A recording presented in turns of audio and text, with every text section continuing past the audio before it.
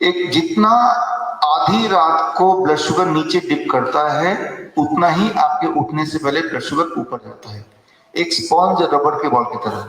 जितना जोर से नीचे मारेंगे उतना वो रिफ्लेक्ट करके ऊपर जाएगा। इसीलिए वो वाला पार्ट जो आप देख नहीं पा रहे हैं, जब वो देख लेंगे तो आपके लिए लगेगा कि ये तो बहुत सिंपल है। फिर उसका इलाज आप कर पाएंगे, फिर उसको कंट्रोल कर पाएंगे, उसको ठीक कर पाएंगे।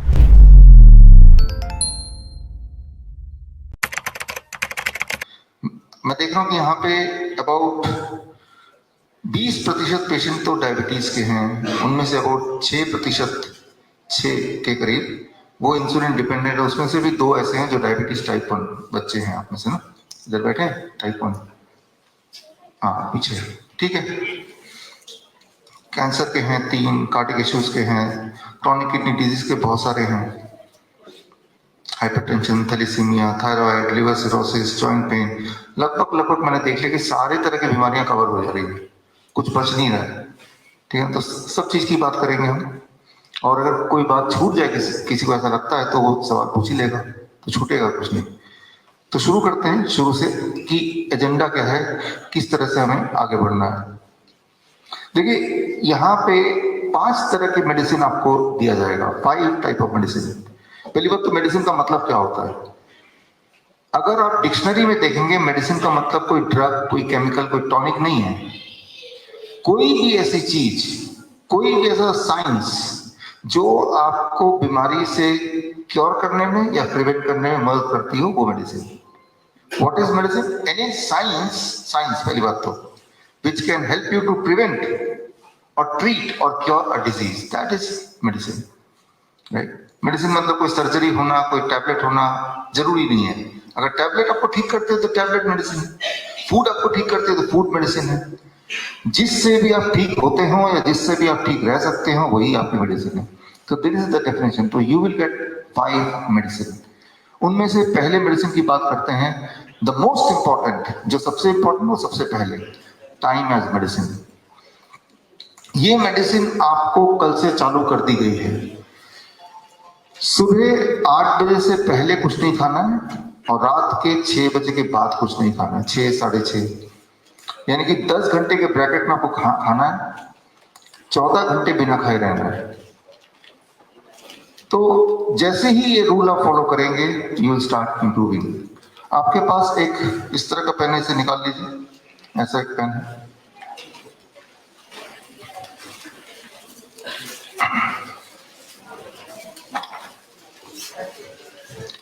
ये सबसे इंपॉर्टेंट रूल है, तो इसको सबसे डिटेल में मैं समझाना चाहूंगा ताकि आप इसको घर पे भी इंप्लीमेंट कर पाए। आप मेरे हाथ में देखिए, ये पेन है, इसको समझिए जरा। इसमें 4 रिंग हैं, F, O, O और D। इन चारों को अगर जोड़ते हैं तो बन जाता है फूड। तो आप भी मेरी तरह रिंग को जोड़ लीजिए जैसे मैंने आपको दिखाया अभी पेन में। फूड यूं माने कि सुबह से रात तक जो आप खाते हैं वो टोटल फूड ये है। घर पे जो खाते हैं वो कुछ भी हो सकता है, रोटी, सब्जी, दाल, चावल, इडली, डोसा, जो भी आप खाते आए हैं टोटल सुबह शाम तक, वो फूड ये रहा। लेकिन ये फूड एक बार भी नहीं खाते, दिन में 3 बार 4 बार में खाते हैं, ब्रेकफास्ट, लंच, डिनर ऐसे करके खाते हैं। तो यूं मान लेते हैं कि फूड का F ब्रेकफास्ट है, जो कि लगभग ज्यादातर लोग 7-8 बजे से लेते हैं। तो F को मैं 8 बजे के आसपास कहीं रख देता हूं। अब लंच हम में से ज्यादातर लोग 1 बजे 2 बजे लेते हैं, ऐसा मान लेते हैं। ये दोनों O लंच मान लेते हैं, और जहां पे भी 1 या 2 बजे हैं उसके आसपास इसको आप सेट कर दीजिए खुद भी। डिनर D जो है उसको डिनर मान लेते हैं। डिनर जहां भी आप करते हैं, मान लो 9 बजे करते हैं ज्यादातर लोग, कुछ लोग 10 बजे भी डिनर करना पसंद करते हैं, तो 9 और 10 के बीच में मैंने डिनर को फिक्स कर दिया। ये आपके पूरे दिन का टाइमिंग है, सुबह नाश्ते से लेके रात के डिनर तक। बीच बीच में भी कुछ खा लेते हैं, चाय खा लेते हैं, बिस्किट खा लेते हैं, नमकीन खा लेते हैं, उसको छोड़ देते हैं। मेजर 3 मील्स सुबह से लेके 7 बजे या 8 बजे से लेके रात के 10 बजे, कुछ लोगों में हो सकता है 11 बजे, कुछ में 9 बजे, इस तरह से आप खाते हैं। ये आपके साथ। अब यहाँ पे इंपॉर्टेंट बात ये है, सबसे इंपॉर्टेंट बात, क्या खा रहे हैं, कितना खा रहे हैं, उसको छोड़ दीजिए। जो भी खा रहे हैं, जितना भी खा रहे हैं, लेकिन ये जो टाइमिंग है, अगर मैं अभी देखो जो मेरा टाइमिंग है यहाँ पे 7 AM से लेके रात के 10 बजे तक, 7 बजे से लेकर 10 बजे तक कितने घंटे हो जाते हैं? ऑलमोस्ट 13 घंटे 15 घंटे ऐसे कुछ। जितना ज्यादा खाने को फैलाएंगे उतनी बीमारी बढ़ जाएगी। अब अगर मैं चाहता हूं कि किसी को ठीक करना है, डायबिटीज से, बीपी से, मोटा है तो पतला करना है, कमजोरी है तो कमजोरी चली जानी चाहिए, तो सिर्फ मैं इतना करूंगा कि पहले तो डिनर को उठा के 9 बजे से उठा के 6 बजे के अंदर ले आऊंगा। अगर try to fix it before 6, right, और ये 8 बजे के अंदर ले आऊंगा। अब जो मैंने सेटिंग की, मैंने ये नहीं बोला पेशेंट को कि आपको कम खाना है, मैंने ये नहीं बोला कि ये खाना है कि वो नहीं खाना है, मैंने सिर्फ इतना किया कि उसको पास ले आया।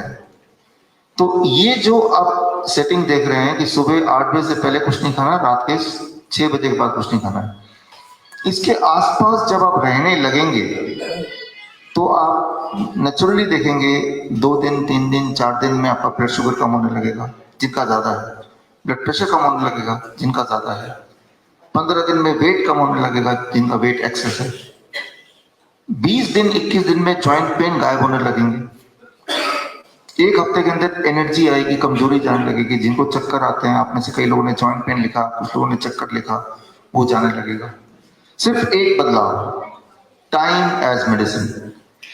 ये बदलाव से क्यों ऐसा है इसके बारे में हम डिस्कस करेंगे, लेकिन एक इंपॉर्टेंट बात जो ज्यादा इंपॉर्टेंट है, इसी चीज का उल्टा कर देते हैं। सुबह 5 बजे आप कुछ खा लीजिए, रात के 12 बजे 1 बजे कुछ खा लीजिए। जितना इसको फैला देंगे, जैसा आजकल होता ही है वर्क फ्रॉम होम, यानी कि किसी कोई नाइट शिफ्ट कर रहा है यूएस की कंपनी में, वहां दिन है उस वक्त, तो वर्क फ्रॉम होम रात को ही होगा, तो रात को काम करते रहते हैं, खाते रहते हैं, वो बड़ा खतरनाक है। ऐसे में वो कैंसर बन सकता है, ट्यूमर बन सकता है, स्टोन बन सकता है, ब्लॉकेज बन सकता है। नियम ये है, सनसेट के बाद जो भी कुछ आप खाते हैं, वो कितना भी अच्छा क्यों ना हो, उसका एक बॉडी में जमा होता है, यूटिलाइज नहीं हो पाता, ना तो बॉडी से बाहर निकल पाता है। जो भी चीज जमा होती है दैट बिकम्स अ स्टोन और ट्यूमर और ब्लॉकेज, कुछ ना कुछ, वही आपकी बीमारी है। ठीक इसका उल्टा, अगर ये लाइफस्टाइल आपका है भी, तो कल से आपका, मैंने ये लेके 7 बजे के अंदर कर दिया, 6 बजे तो नहीं किया, लेकिन 7 बजे अभी तो डिनर करके आए हैं, और सुबह जो डिनर है 6-7 बजे, और सुबह जो ब्रेकफास्ट है 8 बजे के बाद कर दिया। तो लगभग आपका जो टाइमिंग है वो टाइम जोन में आ गया जहां पे बीमारियां रिवर्स होने लगेंगी। मतलब ये घर जाने के बाद आपके घर में कोई भी ऐसा हो जो बीमार हो किसी भी चीज का, टाइम एज मेडिसिन, कि जो भी खा रहे हैं, आप में से कुछ लोग ऐसे होंगे जो बोलेंगे हम ऐसा नहीं कर सकते, तो वो एक अलग बात है। अगर ऐसा कर पाएंगे तो बीमारियां ठीक होती हैं, ये पहला नियम। मान लो आप 7 बजे तक नहीं खा पाते, तो 10 बजे खाते हैं, तो 7 का 8 करने की कोशिश कीजिए, मतलब एटलीस्ट कोशिश कीजिए कि यू शुड बी अवेयर।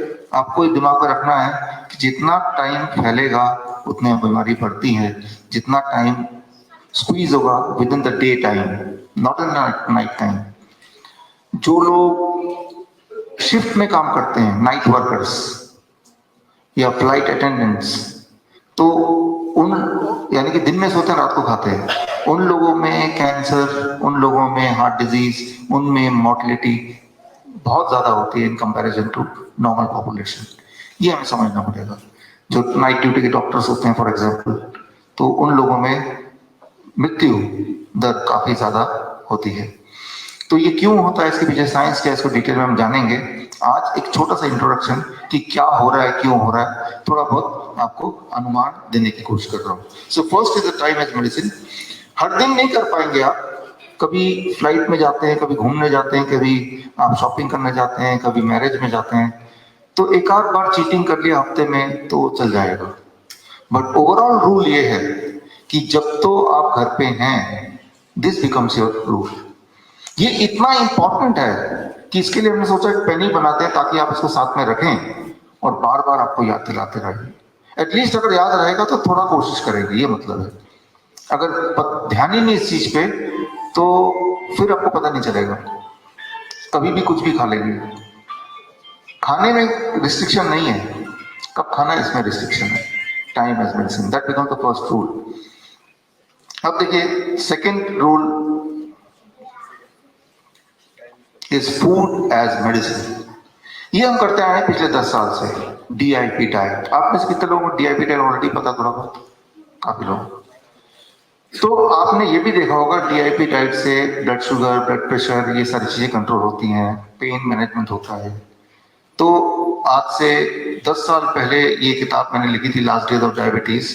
तो डायबिटीज के पेशेंट के लिए मैंने डीआईपी डाइट का एक फॉर्मूला बनाया था। वो फॉर्मूला बाद में हमने देखा कि वही वाला डीआईपी डाइट जब एक बोन डिजीज का पेशेंट लेता है तो वो भी ठीक होने लगता है, हार्ट डिजीज का पेशेंट लेता है वो भी ठीक होने लगता है। तो ये समझ आया कि यही डाइट, एक डाइट से सारी बीमारियां ठीक हो सकती हैं।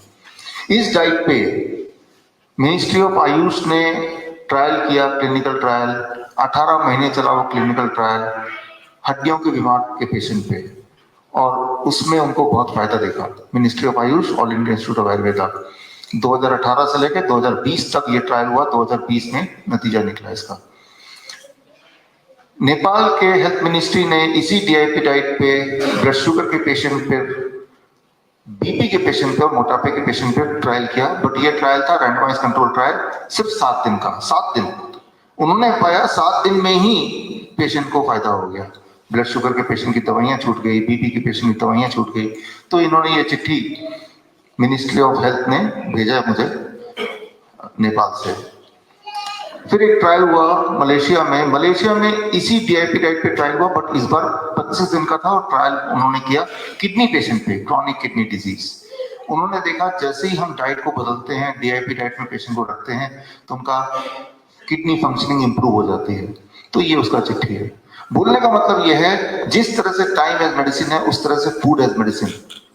इंपॉर्टेंट ये नहीं कि कौन सी बीमारी है, कोई बीमारी क्यों ना हो, जैसे ही आप इस तरह के डाइट में आएंगे, जो डाइट मैं आपको बताने जा रहा हूं, तो डीआईपी डाइट, आपकी बीमारी ठीक होने की प्रोसेस शुरू होने लगेगा। It is so generalized. सो इसमें स्टेप 1, 12 बजे तक सिर्फ और सिर्फ फल खाना है, जो कि आप यहाँ पे कर भी रहे होंगे, आज किया भी होगा। सुबह नाश्ता फल का होगा, कम नहीं खाना, अधिक खाना है, लेकिन खाना सिर्फ फल है। इडली, डोसा, रोटी सब्जी, दाल चावल, ब्रेड टोस्ट, पोहा एक्सेट्रा, ये सब कुछ नहीं खाना है एटलीस्ट 12 बजे तक। 4 तरह के फल लेने हैं। 4 तरह के फल में से कौन से फल जो आपको पसंद है, जो मिल जाए।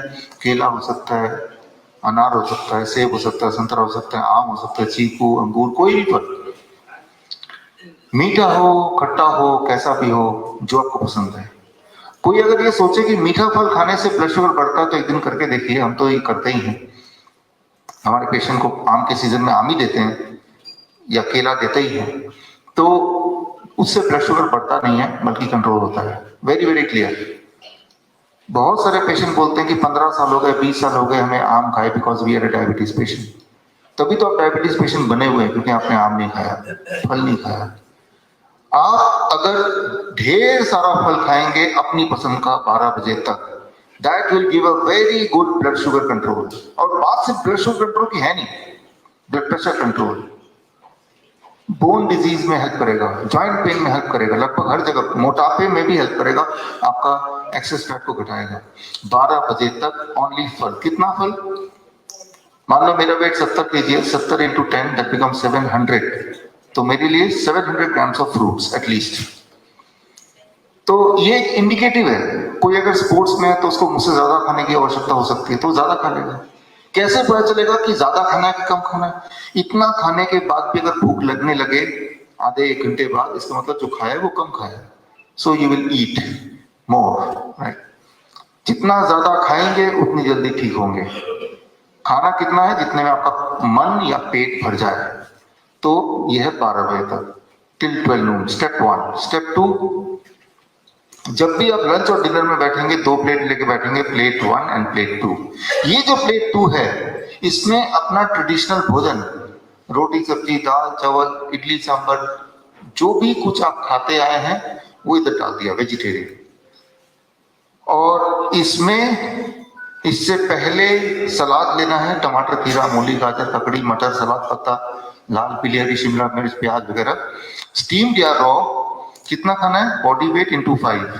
मेरा body weight 70 kg into 5 that becomes 350 grams. इतना खाने के बाद अब ये खा सकते हैं जितना मर्जी। इतना जब खाएंगे तो आपको ऐसा महसूस होगा कि भाई पेट तो इसी में भर गया, ये तो खा ही नहीं पाएंगे, ऐसा महसूस होगा पहले दिन, दूसरे दिन, तीसरे दिन तक आप देखेंगे कि इतना खाने के बाद आपकी भूख बढ़ जाएगी, यानी कि आपका मेटाबॉलिज्म रेट उल्टा बढ़ गया। तो मान लो पहले आप 4 रोटी खाते थे तो यहाँ पे भी 4 रोटी की जगह होगी, एपिटाइट होगी, तो आपका खाना कम नहीं हो रहा, उल्टा बढ़ रहा है, एक्स्ट्रा आ गया। ये अपनी जगह पे उतना ही करना है जितने में मन भरे, पेट भरे और खूब भूख लगेगी। लंच में भी यही करना है, डिनर में भी यही करना है, दोनों जगह पे यही करना है, both of the places same thing. तो और तीसरा रूल है, आखिरी रूल, जो भी चीज फैक्ट्री से निकल के आती हो डोंट ईट। जो भी चीज जानवरों से निकल के आती है डोंट ईट। जानवरों से क्या निकल के आ सकता है? मीट, मछली, अंडा या डेयरी प्रोडक्ट, दूध, दही, लस्सी, मक्खन, घी, पनीर, छाछ, बिल्कुल मत लीजिए। ये ऐसे ही मेरा एक ट्रेनिंग चल रहा था all India institute of Ayurveda में, वो तो सारे डॉक्टर्स हैं, वो भी आयुर्वेद के। तो जैसे ही ये सुना तो उन्होंने बोला कि नहीं, दूध तो बड़ा इंपॉर्टेंट है, उसके अंदर तो न्यूट्रिशन है। दूध के अंदर न्यूट्रिशन है, लेकिन वो न्यूट्रिशन आपके लिए नहीं है, वो गाय के बच्चे के लिए है, बछड़े के लिए है। उसमें जो न्यूट्रिशन कॉम्पोजिशन है, ग्रोथ हार्मोन है, वो ह्यूमन ग्रोथ हार्मोन से 6 गुना ज्यादा। तभी एक गाय का बच्चा 6 महीने में 100 किलो का हो जाता है। एक इंसान के बच्चे को 100 किलो का होने के लिए कई साल लगेंगे, और हमें तो एक इंसान का बच्चा बनाना है, कोई भैंस गाय तो बनाना नहीं है। किसी भी चीज की ग्रोथ अगर तेजी से, ज्यादा तेजी से हो तो उसे कैंसर भी बोलते हैं। इंसान एक ऐसा जानवर है जो जीवन भर दूध पीता है। इंसान एक ऐसा जानवर है जो दूसरे जानवर का दूध पीता है। तो दूध पीना कोई नेचुरल बात नहीं है। अगर फिर भी आपको लगता है कि दूध पीने से कुछ तो भला होता होगा, तो 15 दिन के लिए सारे नियम को छोड़ के सिर्फ एक नियम मानिए कि डेयरी प्रोडक्ट हटा दीजिए। खास तौर पे जो छोटे बच्चे, टाइप 1 वाले बच्चे हैं, जब हमारे पास पहली बार आते हैं तो पहला नियम ही बोलते हैं कि जो भी कुछ कर रहे हैं पहले तो आप ये 2 हटा दो बच्चे की जिंदगी से। जब वो इतना करते हैं तो इससे ही उनका इंसुलिन की जो रिक्वायरमेंट है 30% कम हो जाती है, सिर्फ इतना सा। तो कुछ बच्चों के लिए animal food, dairy product auto immune को ट्रिगर करती है, तो उससे ब्लड शुगर बढ़ जाता है। किसी और के लिए ऑटो इम्यून ट्रिगर होगा तो उसको सीजर आएगा, मिर्गी के दौरे पड़ेंगे। किसी और को ऑटो इम्यून होगा तो स्किन डिजीज हो जाएगा। तो ऐसा नहीं कि डेयरी प्रोडक्ट, एनिमल फूड लेने से सबको एक जैसी प्रॉब्लम होगी, हर एक को अलग अलग होगी जरूर। अगर आपको लगता है कि हमने तो बचपन से दूध पिया, हमें तो कोई प्रॉब्लम नहीं करा, ऐसा लगता है, तो 15 दिन के लिए दूध छोड़ के देखिए, फिर आप देखेंगे कि आपकी एनर्जी लेवल, आपकी नींद की गहराई, आपके अंदर जो ताकत है उसमें फर्क पता चलेगा। तो अभी जो भी आपकी हेल्थ है, अगर आप ये सोचते हैं कि यही आपका ऑप्टिमम हेल्थ है, तो अगर ये छोड़ के देखेंगे तो असली हेल्थ आपको दिख जाएगी। तो ये छोड़ना है, ये जोड़ना है, ऐड करना है। नट्स, स्प्राउट्स, मुट्ठी भर बादाम, मूंगफली, काजू, किशमिश, ड्राई फ्रूट्स खाइए। स्प्राउट्स, अंकुरित चने एज ए स्नैक्स खाइए, दिन में कभी भी between 8 AM to 6 PM। Fruits 12 बजे के बाद भी खा सकते हैं, कितना भी खा सकते हैं। धूप 40 मिनट, नहीं तो 10 मिनट, 15 मिनट, थोड़ा बहुत धूप एवरीडे, ये भी खाना है। आपका बॉडी स्किन के रास्ते भी खाता है, स्किन से भी एब्जॉर्ब होता है। धूप तो स्किन से एब्जॉर्ब होता है, ये भी खाने के उसमें आता है। आपने नीम करेला थेरेपी किया किसी ने? आपने किया? तो जब आप नीम करेला करते हैं तो आधे घंटे बाद, पौने घंटे बाद वही वाला टेस्ट जीभ में आ जाता है, यानी कि डर्मल एब्जॉर्प्शन, स्किन के रास्ते भी एब्जॉर्प्शन होता है, ये तो हमें पता ही है। तो खैर ये है 3 स्टेप DIP डाइट की। इसके आसपास ही आपका ये जो ब्रेकफास्ट, लंच एंड डिनर आपने जो आज किया, इसके आसपास आपने किया, इसमें से कुछ वेरिएशन हम करते हैं बेस्ड ऑन कि पेशेंट की रिक्वायरमेंट क्या है, राइट। किसी किसी पेशेंट का हो सकता है हम प्लेट 2 हटा दें शाम को, कुछ तो करना, कुछ एडजस्टमेंट करते हैं। वो एडजस्टमेंट क्या करना है हर पेशेंट में, वो तीसरे दिन तक चार्ट बनेगा, उस चार्ट में हम लिख के देंगे, एक्सप्लेन भी करेंगे। ये तो हो गया basic DIP diet, generalize DIP diet. लेकिन इसमें कस्टमाइज डीआईपी डाइट थोड़ा सा पेशेंट वाइज, आपका जो लोग शुगर के पेशेंट हैं, शुगर कितना रहता है वो हम नोट कर रहे हैं। जो बीपी के पेशेंट हैं, बीपी कितना रहता है वो भी हम नोट कर रहे हैं। जिनको सूजन होती है, जिनको दर्द होता है, पेन में जो है, जो सीकेडी के पेशेंट हैं, उनके आंकड़े भी नोट कर रहे हैं। उसके हिसाब से ये सारा जो डाइट है थोड़ा थोड़ा कस्टमाइज होगा। इसमें कुछ काढ़े भी जुड़ जाएंगे तो वो कस्टमाइज डाइट बन जाएगा। लेकिन जनरलाइज डाइट ये है कि जिसमें आपके पूरे दिन के भोजन का 70% diet is raw vegetables and fruits. जैसे ही आप ये बदलाव करेंगे या करते हैं तो बहुत सारी एलिमेंट्स अपने आप ही ठीक होने लगती है, right. That is the second medicine जिसपे हमने आना है या आ चुके हैं, इसको घर जाके ही फॉलो करना है। अब हम बात करते हैं तीसरे मेडिसिन की, जो कि सबसे इंटरेस्टिंग है इनमें से, that is gravity as medicine. ये बहुत पावरफुल है। अब देखिए, जब मैं खड़ा हूं, आप बैठे हैं, मैं खड़ा हूं, तो यहाँ पे हार्ट ऊपर है मेरा, आपका हार्ट नीचे, because you are sitting, right. अब जमीन से जितना ये ऊपर होगा उतना ब्रेन, बॉडी, हार्ट को ज्यादा जोर लगेगा ब्लड को ऊपर तक खींचने के लिए। ग्रेविटी ब्लड को नीचे खींचता है और हमारा हार्ट ब्लड को ऊपर खींचता है। तो आपको पता ही है, दोनों के बीच के बैलेंस से हम जिंदा है, राइट। तो अगर हार्ट कमजोर होगा, ग्रेविटी पावरफुल होती जाएगी, तो ऐसे में ब्लड नीचे पूल होता जाएगा, यहाँ इकट्ठा होता जाएगा। सिर से ब्लड की सप्लाई थोड़ी कम हो जाएगी, थोड़ी भी कम होगी तो हमें चक्कर आएंगे, हम गिर जाएंगे, राइट। तो इसके लिए भगवान ने हमें दूसरा हार्ट भी दिया है, the second heart, that is called calf muscle, right, ये पीछे। लेकिन काफ मसल तब काम करता है जब पैर मूव करते हैं। जैसे मेरे पैर मूव हो रहे हैं, जब मैं ऐसे खड़ा थोड़ा थोड़ा मूव कर रहा हूँ तो पैर भी मूव हो रहे हैं। अगर मैं बिल्कुल ना मूव करूँ, सिर्फ स्ट्रेट ही खड़ा रहूं, जैसे कि आप असेंबली में करते हैं, स्कूल के असेंबली में करते हैं बचपन में, तब आपने ध्यान दिया होगा बच्चे धड़ाधड़ गिर जाते हैं, राइट, अनकॉन्शियस हो जाते हैं। इसलिए इसका मतलब ये नहीं कि बच्चे कमजोर हैं, इसका मतलब ये है कि उनका जो सेकंड हार्ट है वो 20 मिनट तक ऑन एवरेज साइलेंट रहा, इनएक्टिव रहा। यानी कि उतने टाइम में ग्रेविटी जीत गया और blood supply to the brain वो कम होने लगा एंड बच्चा गिर गया। जब बच्चा गिरेगा तो हार्ट और बॉडी के सारे पार्ट एक ही लेवल पे होंगे, तो ग्रेविटी की जो पावर है वो उतनी नहीं रहेगी, तो दोबारा से supply to the brain revive हो जाता है, और जिससे थोड़ी देर के अंदर 10-15 मिनट में बच्चा दोबारा से कॉन्शियस में आ जाता है। तो वो जो गिरना है, वो गिरना ही मेडिसिन है, राइट। तो उस वक्त जब वो बच्चा गिरा हुआ है, उस वक्त उसके मुंह में आप पानी छींटिए या फिर हवा दीजिए या फिर कोई मंत्र बोलिए, उसको 10-15 मिनट में उठना ही है, right. Gravity becomes the medicine. अभी जो 2-3 साल पहले जो आप ने देखा कोरोना काल, जिसे हम बोल सकते हैं कि ऑक्सीजन नहीं मिल रहा, याद आ रहा है आपको? लॉकडाउन लगा हुआ है, लोग कारों में ढूंढ रहे हैं, ऑक्सीजन नहीं मिल रहा किसी को। तो सोचने वाली बात है, ऑक्सीजन कहां से नहीं मिल रहा? ऑक्सीजन तो है ये ना, तो ऑक्सीजन क्यों नहीं मिल रहा इन लोगों को? क्यों उनको सांसों में दिक्कत आ रही है? आपने गौर किया होगा कि ऐसे लोग, जब टीवी में जो दृश्य दिखाया जा रहा था, जिसको ऑक्सीजन नहीं मिल रहा था, वो पेशेंट कार में ऐसे लेटा पड़ा हुआ है ऐसे करके, और सांस लेने की कोशिश कर रहा है, ग्रास्प कर रहा है, राइट, और तड़प रहा है जैसे कि सांस नहीं ले पा रहा है, और उसका जो बाकी घर के लोग हैं वो ड्राइव कर रहा है, वो सब पकड़ के बैठा हुआ है, और वो ढूंढ रहे कोई सिलेंडर मिल जाए तभी सांस आएगी। ये दृश्य आपको याद आ रहा है? तो उस वक्त हमारे कोविड सेंटर थे, खासतौर पे अहमदनगर वाला, और वैसे भी हमारे ऑनलाइन हम पेशेंट्स को कंसल्टेंसी करते थे उस वक्त, जिसको भी इस तरह की दिक्कत थी।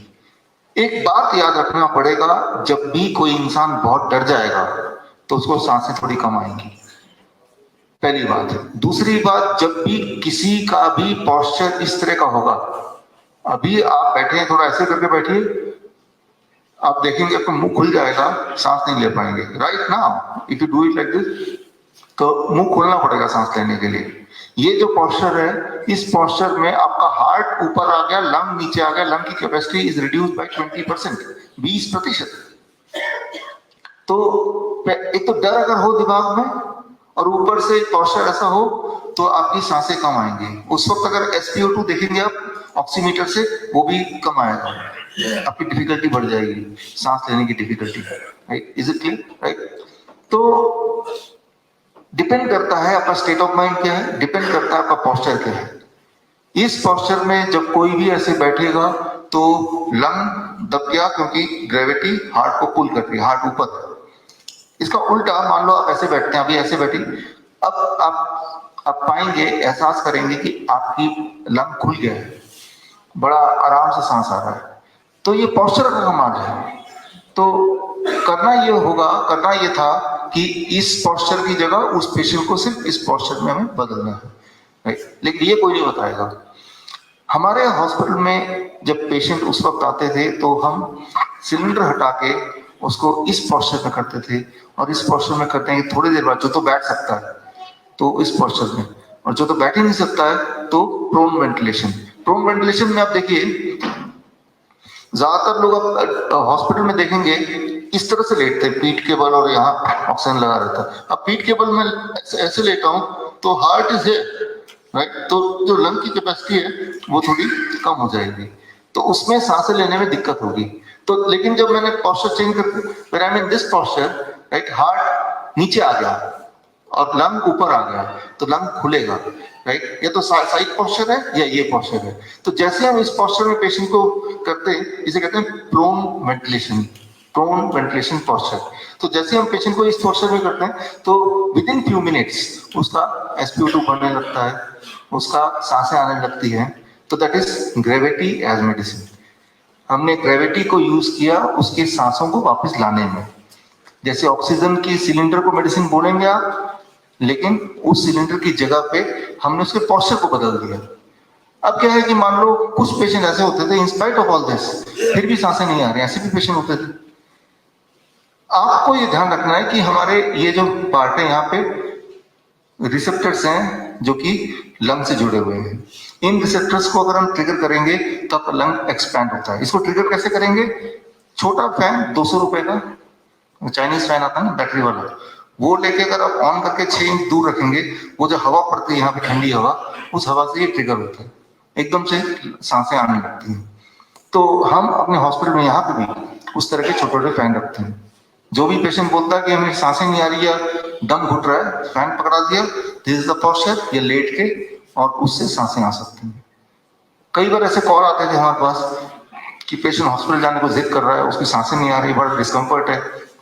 हम बोलते हैं ले जाओ उसको हॉस्पिटल, और गाड़ी में आके बैठा हुआ है, सिर्फ इतना करना, खिड़की खोल देना और उसको बोलना जरा झांके, जरा हॉस्पिटल कितना दूर रह के देखे जरा। और जब झांकेगा तो क्या होगा, गाड़ी चलते हुए हवा उसके नाक में पड़ेगी खूब सारी और एकदम सांसें घुल जाएंगी। और जब हॉस्पिटल पहुंचते पहुंचते कैसा लग रहा है, मैं ठीक हो गया, चलो वापस।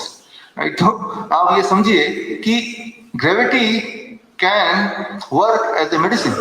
ग्रेविटी एक मेडिसिन की तरह काम कर सकता है। कुछ समय पहले की बात है, एक बूढ़ी लेडी आई भागे भागे, डॉक्टर साहब सांसें नहीं आ रही, सांसें नहीं आ रही।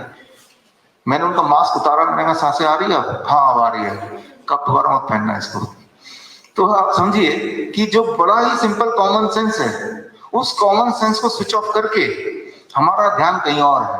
राइट, तो लोग मैंने देखेंगे प्राणायाम करते हैं, वो भी मास्क लगा के प्राणायाम करते हैं। राइट, जब भी आप मास्क लगाएंगे तो सांसें ठीक से नहीं आएंगी, आप अपना ही कार्बन डाइऑक्साइड को दोबारा सांसों में लेंगे तो दिक्कत तो होगी ही। और वो जब दिक्कत होगी तो बोलेंगे सांसें नहीं आ रही, मुझे ऑक्सीजन सिलेंडर चाहिए। सिंपली वो मास्क हटाना है, यही इंपॉर्टेंट है, उसी ने आपको बीमार किया, ये समझना जरूरी है। राइट, सो कई लोग बोलते हैं इतने लोग बीमार कैसे पड़ गए। जब आप मास्क लगाएंगे, अभी मास्क लगा के देखिए, थोड़े दिन में अभी दोबारा से बीमार पड़ जाएंगे। तो वो बीमारी को लाने के तरीके थे, ना कि आपको बचाने के तरीके थे। हमारे कोविड सेंटर में, हम उसे फ्लू सेंटर बोलते हैं, कोविड सेंटर बोलते भी नहीं, वहां नियम था जब वो कोविड-11 बेड का था कि इस सेंटर के अंदर ना डॉक्टर ना पेशेंट। क्वारंटाइन का ठीक उल्टा कि गले मिलना है, हाथ मिलाना है, साथ बैठ के खाना खाना है। करीब 60,000 पेशेंट देखे, एक की भी डेथ नहीं हुई, not a single death, right. और उनमें से थैंक यू, उनमें से लगभग 30% थे जो वो सीवियर काइंड ऑफ पेशेंट थे। आयुष मिनिस्ट्री ने देखा कि कुछ गड़बड़ हो रहा है, कि भाई ये सारे नियम उल्टे ही हो रहे हैं, सैनिटाइजर का कोई नामो निशान नहीं है और मास्क नहीं है, सोशल डिस्टेंसिंग नहीं है। उन्होंने आके 3 महीने ऑब्जर्वेशन स्टडी किया और उन्होंने लिखित में दिया कि ये एक ऐसी जगह जहां पे ना तो मास्क था, ना सैनिटाइजर था, ना ऑक्सीजन सिलेंडर था, ना तो कोई दवाई थी। तो हमने क्या यूज किया, वही सब जो आपको बता रहे हैं, फूड एज मेडिसिन। उनका फूड था, अगर कभी किसी का फीवर है तो आपका फूड हो जाएगा citrus fruit juice and coconut water. जब आप फीवर के दौरान ये दोनों चीज लेते हैं तो आपका फीवर ठीक होने लगता है पहले दिन से ही। 3-4 दिन 7 दिन में पूरी तरह ठीक हो जाता है। 3 दिन लेना होता है, वो हम अलग से डिस्कस करेंगे। तो बात कर रहे हैं ग्रेविटी एज मेडिसिन। तो लंग को सपोर्ट करने के लिए ग्रेविटी एज मेडिसिन, बॉडी के हर अंग के लिए हमारा ग्रेविटी का एक इंपॉर्टेंट रोल है। For every organ there is a role for gravity. अब देखिए, एक हार्ट यहां भगवान ने दिया है, तो नीचे जो काफ मसल है, इसे भी सेकंड हार्ट बोला जाता है मेडिकल भाषा में, सेकंड हार्ट, क्योंकि ये भी पंप है। जैसे ब्लड पंप करता है, जब हम हिल डुल रहे हैं तो ये भी पंप कर रहा है। जब ये पंपिंग बंद हो जाती है तो हमारी बीमारी बढ़ने लगती है। जब ये पंपिंग बंद हो जाती है तो बीमारी बढ़ने लगती है। ये बंद कब होगी? जब आप लेटे रहेंगे तब तो बंद होगी। लेकिन जब आप लेटे रहते हैं तब तो आपका ग्रेविटी पावरफुल नहीं है, क्योंकि आपका पोस्चर क्या है? लेटने वाला पोस्चर। आपका हार्ट ग्राउंड लेवल पे है। जब आप लेटे रहते हैं तब पंप की जरूरत नहीं है। कौन से पंप की जरूरत नहीं है? काफ मसल्स के पंपिंग की। लेकिन लेटने के अलावा किसी भी और पोस्चर में आपके काफ मसल की पंपिंग की जरूरत है। तो जब खड़े होते हैं तो हिलते डुलते रहते हैं, तब भी पंप हो रहे हैं। अभी जो आप बैठे हैं और जो लोग बैठ के काम करते हैं 8 घंटे मेरी तरह ऑफिस सेटअप में, तो 8 घंटे तो पंप नहीं हो रहा ना। जबकि हार्ट इज अप, तो ब्लड शुगर, ब्लड प्रेशर, इनकी प्रॉब्लम होगी। तो आप में से कुछ लोगों को आदत भी है, बैठे हैं, पैर ऐसे हिल रहा है, तो पंपिंग हो रही कि नहीं हो रही? राइट। ऐसे जब हिलाते रहेंगे तो हर 2 मिनट में ऑन एवरेज हर 2 मिनट में 1 mg पर डेसीलीटर ब्लड शुगर कम होने लगता है। अगर ऐसे 1 घंटे तक हिलाएंगे तो 30 mg पर डेसीलीटर ब्लड शुगर कम हो जाएगा। यानी कि ब्लड शुगर कम करने की मेडिसिन है आपका ये एक एक्सरसाइज है, राइट। या फिर ये एक्सरसाइज ऐसे अगर करेंगे जैसे अभी मैं कर रहा हूं, राइट। तो इन दिस एक इंटरेस्टिंग बात है, अगर किसी को बोले कितनी देर कर सकते हैं, आप हैरान हो जाएंगे। आप ये 24 घंटे भी करेंगे, थकेंगे नहीं। जिस तरह से हार्ट कब थकता है?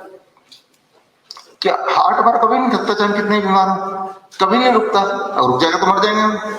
जिस तरह से ये हार्ट नहीं थकता, उस तरह से ये मसल्स भी जब सिर्फ इस मसल को यूज करते हैं तो ये नहीं थकता कहीं भी।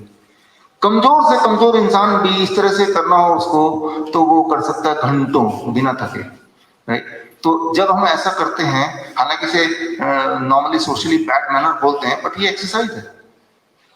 दिस इज एन एक्सरसाइज, क्योंकि आप काफ मसल को एक्टिव कर रहे हैं। ये एक्सरसाइज है, इससे कोई नहीं थकेगा। आप बोर हो जाएंगे अलग बात है, थकेंगे नहीं कभी। तो ये अगर आप करते हैं 1 mg पर डेसीलीटर पर मिनट, 1 मिनट में 1 मिनट करेंगे तो 1 यूनिट ब्लड शुगर कम हो जाएगा। कितना ब्लड शुगर कम करना आपको? 50। तो कितनी देर करना पड़ेगा? 50 मिनट, राइट। कोई अगर ऐसा सोचता है कि भाई ये ना करके मैं दौड़ लूंगा तो भी हो जाएगा, आप करके देखिए, दौड़ के देखिए। दौड़ने से ब्लड शुगर कम नहीं होता कभी। दौड़ने से ब्लड शुगर कम नहीं होगा, या फिर एक्सरसाइज करने से कम नहीं होगा। मैं ये नहीं बोल रहा हूँ दौड़ना नहीं चाहिए, एक्सरसाइज नहीं करना चाहिए, वो बड़ा अच्छा है। लेकिन ब्लड शुगर के पॉइंट ऑफ व्यू से बोल रहा हूँ, क्योंकि जब आप दौड़ते हैं तो बॉडी के सारे मसल यूज होते हैं, पैर के मसल यूज होते हैं। जब बॉडी के सारे मसल यूज होते हैं तो बॉडी तब अपनी एनर्जी ब्लड से नहीं लेता है, या बहुत थोड़ा लेता है, बल्कि बॉडी अपनी एनर्जी मसल्स में छुपे हुए जो शुगर है, ग्लाइकोजन, उससे लेता है। इसीलिए आप गौर करेंगे, एक्सरसाइज करके जब आते हैं तो ब्लड शुगर घटने की जगह थोड़ा बढ़ जाता है उल्टा। तो हमें यह समझना होगा कि हमारे ग्रेविटी का एक इंपॉर्टेंट रोल है। इसी इंपॉर्टेंट रोल को हम क्रॉनिक किडनी डिजीज में यूज करते हैं। क्रॉनिक किडनी डिजीज में क्या है कि ऐसे पेशेंट्स जिनके बॉडी में पानी जम जाता है, फ्लूइड जम जाता है, राइट, उनका किडनी काम नहीं कर रही तो पेशाब नहीं आ रहा, तो कैसे हम पहचानते हैं कि आप में से 25% पेशेंट क्रॉनिक किडनी डिजीज के हैं, लेकिन इनमें से कुछ पेशेंट ऐसे हैं जिनको बता दिया गया है कि क्रॉनिक किडनी डिजीज पेशेंट है, लेकिन वो सही मायने में है नहीं, वो मतलब नकली पेशेंट है, असली में नहीं है, रिपोर्ट के मुताबिक है। असली और नकली क्रॉनिक किडनी डिजीज पेशेंट कैसे पता चलता है? सिम्टम से पता चलता है। आपके पूरे 24 घंटे में कितना पेशाब आता है, अगर वो आधे लीटर से अधिक आता है तो सही है। दूसरा, ब्लड प्रेशर कैसा रहता है, ब्लड प्रेशर दवाइयों से भी कंट्रोल रहता है तो भी ठीक है।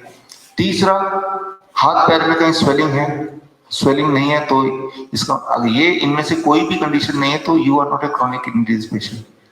रिपोर्ट में सिर्फ क्रिएटिनिन का बढ़ जाना किडनी की फंक्शनिंग नहीं बताती है, इस बारे में हम डिटेल में करेंगे बात।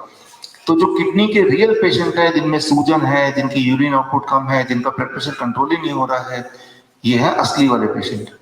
ऐसे पेशेंट के लिए हम यूज करते हैं ग्रेविटी एज मेडिसिन। कैसे यूज करते हैं? अब देखिए, हमारी किडनी यहाँ पे मान लो, तो किडनी हमारी सोई हुई है, एक्टिव नहीं है या डैमेज्ड है और हमें एक्टिव करना है किडनी को, तो ग्रेविटी की मदद लेते हैं। ग्रेविटी की मदद ऐसे लेते हैं कि अगर मैं अपने किडनी में ब्लड फ्लो को बढ़ा दूं तो मेरा यूनिट आउटपुट बढ़ेगा, स्वेलिंग घटेगी और ब्लड प्रेशर घटेगा। ये कैसे करते हैं हम? उसके लिए the posture is head down tilt, यानी कि ये बेड है आपका, बेड को आपने ऐसे कर दिया, यानी कि यहाँ पे 3 ईंटें और यहाँ 3 ईंटें रख दिए। अब सिर नीचे पैर ऊपर है। इस पोस्चर को किसी ने यूज किया आपने से? यहाँ पे थोड़े लोगों ने ना। तो जब इस पोस्चर में आप लेटते हैं, यानी कि अपने बेड को टिल्ट कर दिया, 1 फीट ऊपर कर दिया एक तरफ, 2 पाए और राइट, और सिर नीचे, तो ब्लड ग्रेविटी की वजह से पैर से नीचे की तरफ आएगी, किडनी की तरफ आएगी ना। तो जब किडनी की तरफ आएगी तो उससे यूरिन आउटपुट बढ़ने लगता है, यूरिन आउटपुट बढ़ेगा तो स्वेलिंग घटेगी, और अगर यूरिन आउटपुट बढ़ेगा, स्वेलिंग घटेगा तो बीपी भी घटेगा। तो कई बार पेशेंट बोलते हैं, जो नॉन डायलिसिस पेशेंट होते हैं कि डायलिसिस शुरू नहीं हुआ, तो हम बोलते हैं ये डाइट जो मैंने आपको बताया, टाइम एज मेडिसिन जो मैंने आपको बताया, प्लस ग्रेविटी एज मेडिसिन, कि रोज 2 घंटे इस पोस्चर में आपको बेड पे लेटना है। तो जब वो ये करते हैं कुछ दिनों तक, तो उनका यूरिन आउटपुट बढ़ जाता है, स्वेलिंग हमेशा के लिए चली जाती है, बीपी घट जाता है, तो हम बोलते हैं आप इसको करना बंद कर दो। लेकिन बाकी तो टाइम एज मेडिसिन है, फूड एंड मेडिसिन, वो चलते रहेगा। तो ग्रेविटी को हम यूज कर सकते हैं लंग डिसऑर्डर में, हार्ट डिसऑर्डर में, किडनी डिसऑर्डर में। तो ग्रेविटी को साथ लिए बिना आप अगर सोचते हैं कि हम ठीक हो जाएंगे, वो नहीं हो सकते। जब हम धरती पे हैं तो ग्रेविटी का इंपॉर्टेंट रोल है। मेरे मित्र हैं फैम ट्वन एशिया के पहले एस्ट्रोनॉट हैं जो स्पेस पे गए। एशिया का पहला एस्ट्रोनॉट कौन है जो स्पेस पे गया, ढूंढेंगे इंटरनेट पे तो फैम ट्वन का नाम मिलेगा। फैम ट्वन एक फाइटर प्लेन चलाते थे, और वियतनाम के वॉर में उन्होंने वियतनाम के वॉर को जिताने के लिए बहुत बड़ा रोल प्ले किया था, और वो स्पेस पे भी गए थे। तो उनसे बात करके बहुत सारे और उनके रिसर्च पेपर, उन्होंने रिसर्च किया इस बात पे कि स्पेस में जब जाएंगे तो ग्रेविटी होगी नहीं, नीचे ग्रेविटी नहीं होगी ना, तो यानी कि वहां पे सिर्फ हार्ट काम कर रहा है ब्लड को सर्कुलेट करने में, बट ग्रेविटी वाला बैलेंस नहीं है।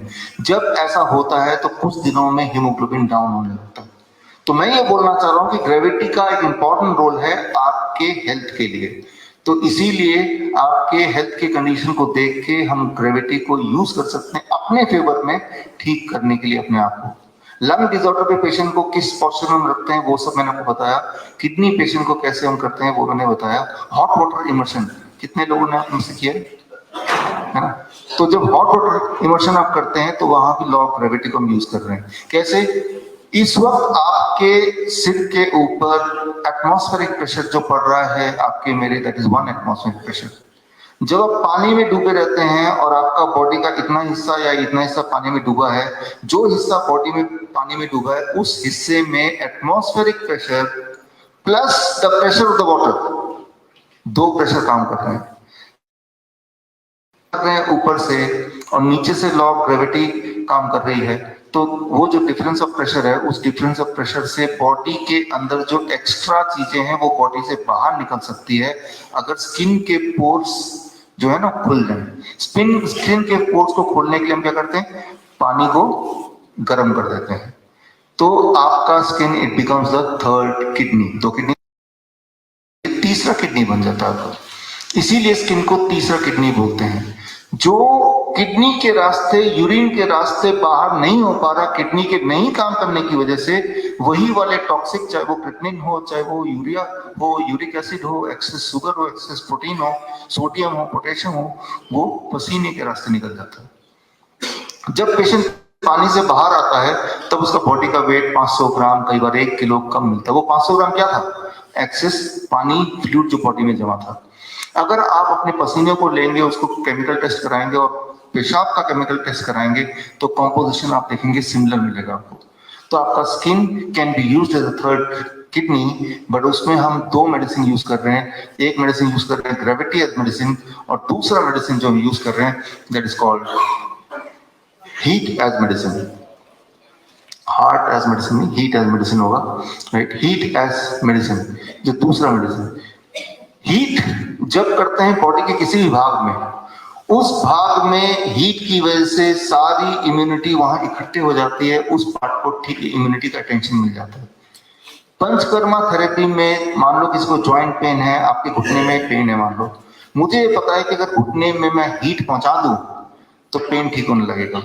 हीट पहुंचा दूं और हीट पहुंचा के कुछ देर तक सस्टेन भी रहे, तो ऑयल को हीट करते हैं और वो ऑयल आपके घुटने के ऊपर होल्ड करा देते हैं for few minutes, about 20 minutes. Oil में जब हर्ज होता है वो स्किन के अंदर जाता है और ऑयल का जो हीट है वो इम्यूनिटी को उधर लेके आता है। ये दोनों जब प्रोसेस होता है तो बॉडी अंदर से क्योर होने लगता है, जिससे आपका पेन कम होने लगता है। जिस तरह से मैंने घुटने का एक्सप्लेन किया, बॉडी के किसी पार्ट के लिए वो सेम चीज हम कर सकते हैं या करते हैं। वो आंखों के लिए भी करते हैं, वो पीठ दर्द के लिए भी करते हैं। Heat becomes your medicine, that is very very important, right? So heat and gravity दोनों का इंपॉर्टेंट रोल है। एक आखिरी मेडिसिन जो अभी भी आप यूज कर रहे हैं that is earth as medicine या 0 वोल्ट मेडिसिन, जमीन से जुड़ना। इसका एक बहुत इंटरेस्टिंग एग्जांपल है। मान लो हम अभी इंडिया में हैं, आप यूएस चले जाते हैं फ्लाई करके, तो अभी यहाँ पे रात है तो वहां पे इस वक्त दिन है, राइट? तो अब उधर जाते हैं तो इसे बोलते हैं जेट लैग। उधर हमें नींद कब आएगी? जब इंडिया में रात होगा, जबकि वहां पे दिन है। और जब इंडिया में दिन है तो वहां पे रात है, तो रात भर वहां पे नींद नहीं आएगी, because at the time here it is a day. क्योंकि हमारे बॉडी की जो बॉडी क्लॉक है वो यहाँ के हिसाब से सेट हुआ है, और कई दिन लग जाते हैं फिर हम वहां के हिसाब से सेट होते हैं। इसे कहते हैं जेट लैग। इसका उदाहरण मैं देता हूं समझा के। मान लो आपके पास मोबाइल है, मोबाइल को फ्लाइट मोड में कर देते हैं, फिर यहां से आप जाते हैं यूएस। अब फ्लाइट मोड में जब है तो वहां जो टाइम दिखा रहा है वो टाइम कौन सा वाला दिखाएगा? इंडिया का दिखाएगा। वो फ्लाइट मोड से अगर आप हटाएंगे नहीं तो एक दिन बाद भी जब देखेंगे तो भी इंडिया वाला दिखाएगा, 10 दिन बाद देखेंगे तो भी इंडिया वाला दिखाएगा। कब तक इंडिया वाला दिखाएगा? जब तक कि फ्लाइट मोड से हटा के आप उस मोबाइल को वहां के लोकल नेटवर्क से ना कनेक्ट कर दें। जैसे ही आप वहां के लोकल नेटवर्क से कनेक्ट करेंगे तो वो वहां का टाइम दिखाना शुरू हो जाएगा। मोबाइल का जो क्लॉक है it will be set in according to that land. Clear है ना? ठीक उसी तरह से किसी भी नए देश या नई जगह पे जाके, जैसे यूएस आप जाते हैं फॉर एग्जांपल, जाके जैसे हवाई जहाज से उतरे, अपना जूता उतार के जैसे वहां की धरती में आपने पैर रखा, 30-40 मिनट तक रखा, तो आपका बॉडी का क्लॉक ठीक होने लगा, राइट? और अब आपका बॉडी क्लॉक उस देश के हिसाब से है।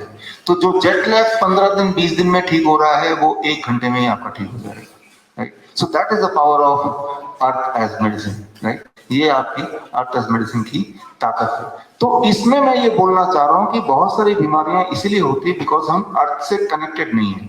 अगर मैं पूछूं कि आखिरी बार कब था जब आप अर्थ से जुड़े थे, ये जो अर्थ है इसमें एक मैग्नेटिक फील्ड है, हमारा बॉडी भी एक मैग्नेटिक फील्ड है, दोनों को अलाइन करना जरूरी है, इसीलिए बार बार जोड़ना जरूरी है। उसका सिंपल एग्जांपल जो आप रोज करते हैं, जो बड़े बड़े इक्विपमेंट आपके टेलीविजन है, फ्रिज है, एयर कंडीशनर है, उसमें आप देखते हैं अर्थिंग वाला भी होता है। चाहे आप साइंस के स्टूडेंट हो ना हो, लेकिन ये पता है कि अर्थिंग वाला क्यों होता है, क्योंकि आपको पता है इससे उस इक्विपमेंट की जो लाइफ है वो और ज्यादा हो जाएगी। इक्विपमेंट जल्दी खराब नहीं होगा, जल्दी वो फूकेगा नहीं, इसीलिए अर्थिंग से जोड़ते हैं, एक्स्ट्रा तार लगाते हैं ग्रीन कलर का, तो ताकि वो ज्यादा लंबा चले। हमारी बॉडी भी एक इलेक्ट्रिकल इक्विपमेंट है। जब एक डॉक्टर स्टेथोस्कोप से आपका हार्ट बीट चेक करता है तो इलेक्ट्रिकल सिग्नल को तो चेक कर रहा है। जब आप ईसीजी करते हैं तो हार्ट इलेक्ट्रिकल सिग्नल से चेक होता है। तो आपका बॉडी भी एक ट्रूली इलेक्ट्रिकल सिग्नल है, इलेक्ट्रिकल इक्विपमेंट है। ठीक उसी तरह से जैसे कि आप किसी भी इलेक्ट्रिकल इक्विपमेंट को अर्थिंग से जोड़ते हैं, अपने बॉडी को भी अर्थ से जोड़ना इंपॉर्टेंट है, जो कि अभी आपने किया है। और जब आप अर्थिंग से जोड़ने लगते हैं, जैसा आपने सुबह के लेक्चर, वीडियो लेक्चर में आपने सुना होगा, तो बॉडी के अंदर इलेक्ट्रॉन भेजती है धरती, धरती से इलेक्ट्रॉन आता है। इंसान आप देखेंगे, इंसान इज द ओनली एनिमल जो जूते पहनता है। कोई भिखारी जूते नहीं पहनता, जूते होते नहीं उसके पास। तो भिखारी बहुत ठंड में भी, खराब मौसम भी हो, न्यूट्रिशन भी ना हो, in spite of all this भयंकर तरीके से बीमार नहीं पड़ता कि डायलिसिस की जरूरत पड़ जाए, इंसुलिन की जरूरत पड़ता है, वो नौबत नहीं आती।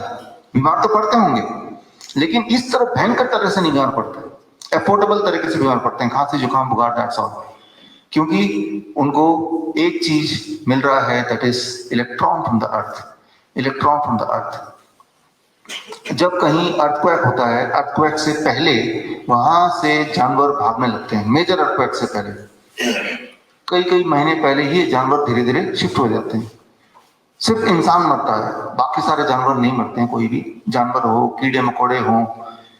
जब आप धरती से जुड़े रहेंगे तो इलेक्ट्रॉन फीडिंग मिल रही है, लेकिन जब अर्थक्वेक से पहले जो अंदर चेंजेस आते हैं, उससे जिस तरह का सेंसेशन अर्थ से आता है, दैट मेक्स यू अनकंफर्टेबल कि यहां से भागो।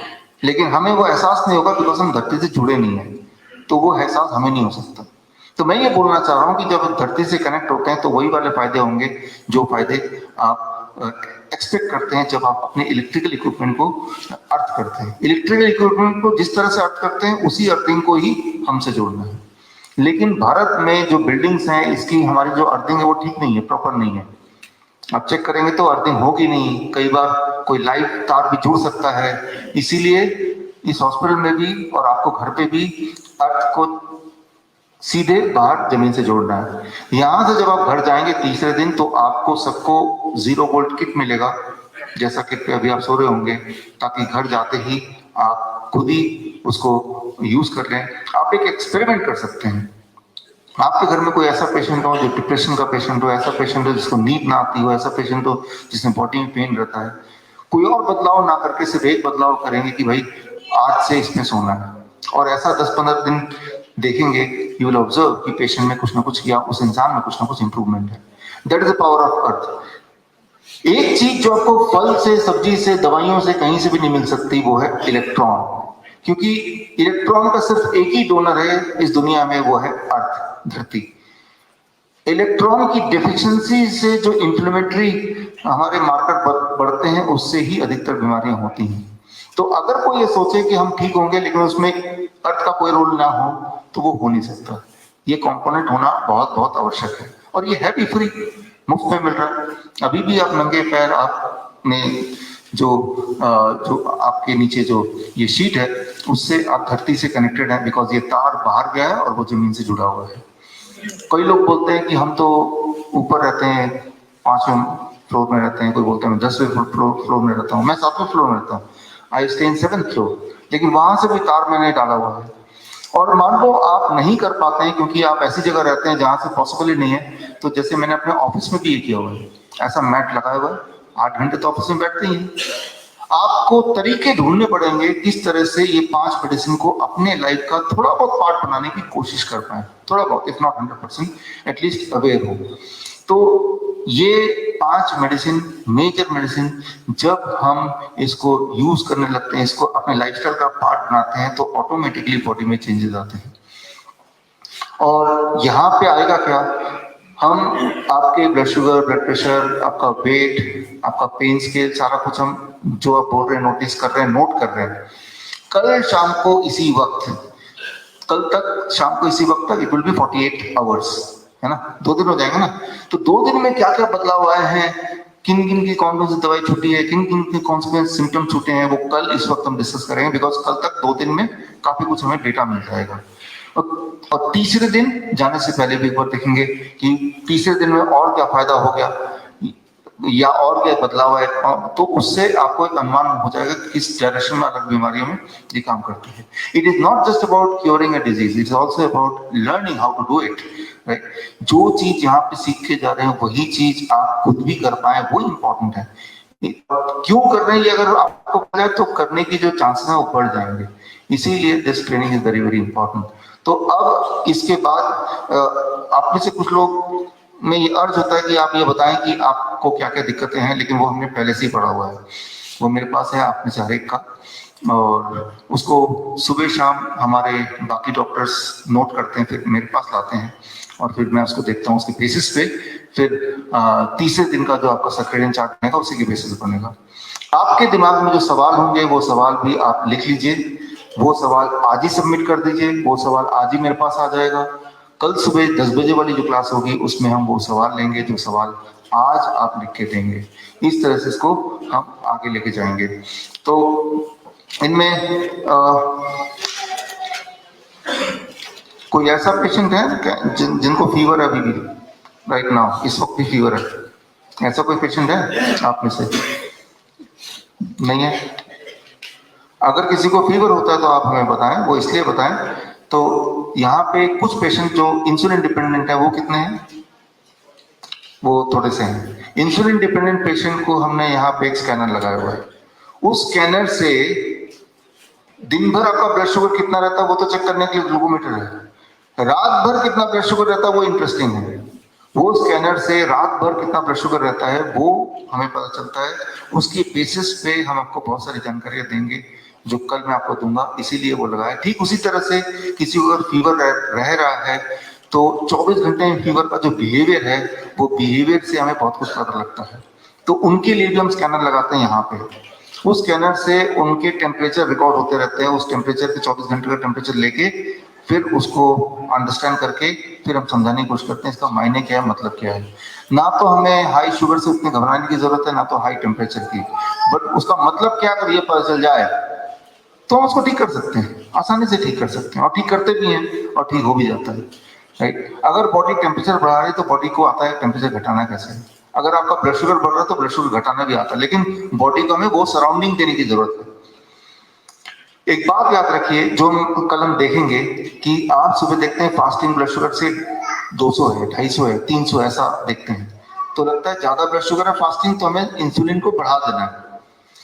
एक जितना आधी रात को ब्लड शुगर नीचे डिप करता है उतना ही आपके उठने से पहले ब्लड शुगर ऊपर जाता है, एक स्पॉन्ज रबड़ के बॉल की तरह, जितना जोर से नीचे मारेंगे उतना वो रिफ्लेक्ट करके ऊपर जाएगा।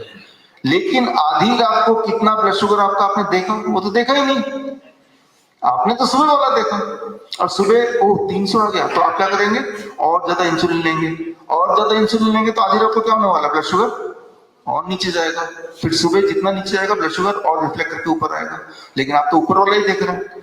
इसीलिए वो वाला पार्ट जो आप देख नहीं पा रहे हैं, जब वो देख लेंगे तो आपके लिए लगेगा कि ये तो बहुत सिंपल है, फिर उसका इलाज आप कर पाएंगे, फिर उसको कंट्रोल कर पाएंगे, उसको ठीक कर पाएंगे। सो खैर आज के लिए मुझे लगता है यहीं तक।